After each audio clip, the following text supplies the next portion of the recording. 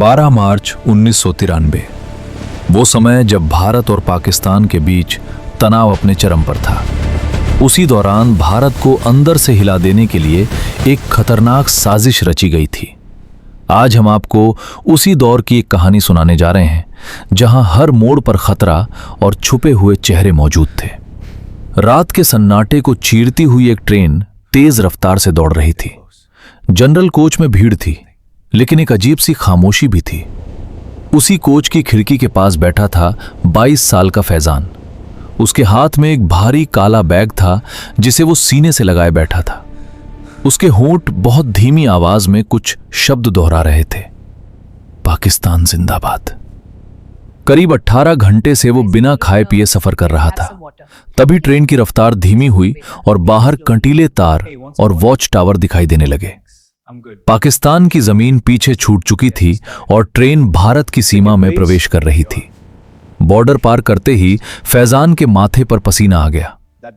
उसे बताया गया था कि असली परीक्षा अब शुरू होगी। उसी कोच में सामने वाली सीट पर बैठी थीं करीब 50 साल की सुनीता देवी। उन्होंने फैजान की घबराहट देखी और पूछा, क्या हुआ बेटा, बहुत परेशान लग रहे हो, पानी लोगे? फैजान चौंक गया। उसने नजरें झुका लीं और बोला, नहीं, मैं ठीक हूं। लेकिन उसके हाथ अब भी बैग को कसकर पकड़े हुए थे। रात में टिकट चेकर भी आया। उसने फैजान से पूछा, कहां से आ रहे हो? फैजान ने झूठ बोला, अमृतसर से। टीटी को कुछ शक हुआ, लेकिन सबूत न होने के कारण वो आगे बढ़ गया। अगले दिन दोपहर में ट्रेन हैदराबाद स्टेशन पहुंची। फैजान चुपचाप उतरा और स्टेशन से बाहर निकल गया। बाहर आकर उसने एक नंबर डायल किया। भाईजान, मैं पहुंच गया हूं। फोन के दूसरी तरफ से सिर्फ इतना कहा गया, अपना काम याद है। फैजान ने फोन काट दिया।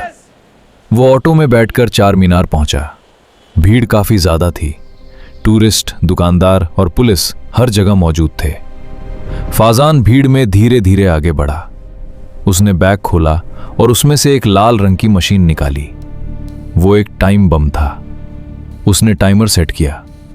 1:15, यानी सिर्फ 50 मिनट बाद धमाका होने वाला था।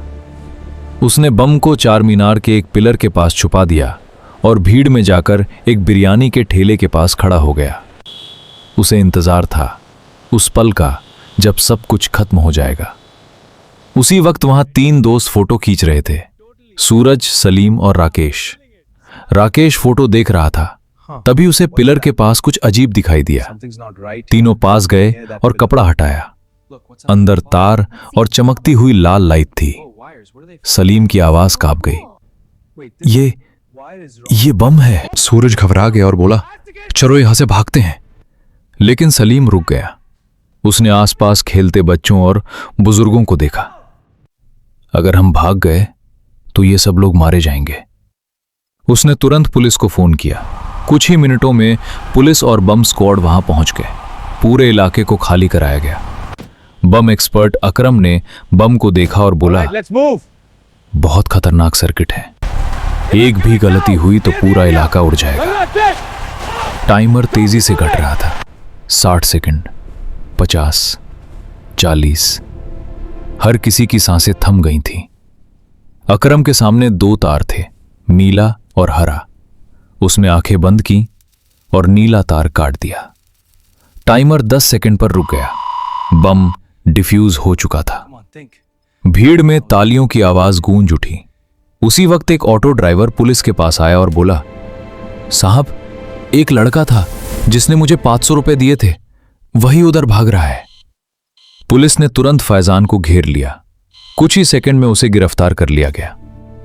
शाम होते होते चार मीनार फिर से रोशनी से जगमगा रहा था। इंस्पेक्टर रंजीत सिंह ने सलीम और राकेश से कहा, आज तुम दोनों ने सिर्फ एक शहर नहीं बल्कि इंसानियत को बचाया है। सलीम मुस्कुराया और बोला, सर, ये हमारा देश है। अपने घर को बचाना बहादुरी नहीं, फर्ज होता है। उस दिन नफरत हार गई थी और इंसानियत जीत गई थी।